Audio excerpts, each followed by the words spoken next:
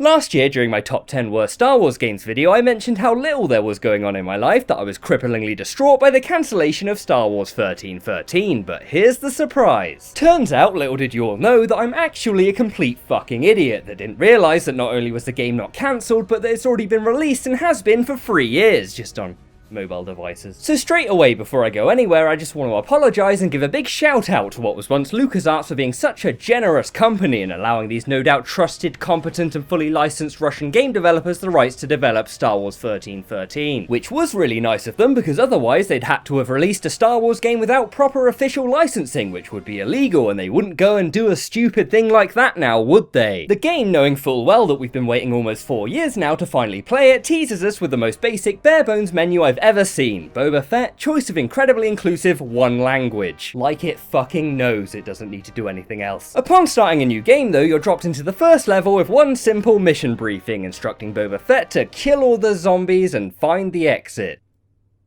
What? Before that though, Boba Fett needs to sufficiently master these tight, fluid, 100% responsive controls through the use of these 3 pretty simple jumping puzzles. And although simple and boring, you're still doing more than he did in any of the movies, that is just stands there and fucking dies. You're accompanied through this though by the most iconic, recognisable song in any movie ever, made even better because it's a MIDI, a really, really loud MIDI. But luckily the developers, who are so modest they decided to remain uncredited, added a really nice feature wherein if you open any in-game menu, the music stops entirely, which is great because I hate music. It's not until the second level though where the game really ramps up the high-octane action by throwing you right into what looks like a forest temple wherein a bunch of not zombies but knights really want to kill you because...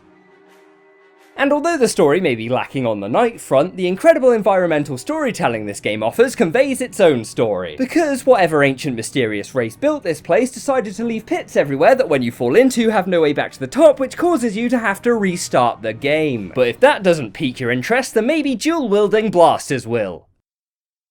Oh yeah, right, Star Wars. So to conclude, I'm not really a huge fan of the direction they decided to take the game in, but hey, what the fuck do I know? I've never made a game in my life. I can, however, confidently say that I shan't be buying the yearly sequels and countless DLC packs, so we can lay that one to rest. Also, hey, you can fucking stop now.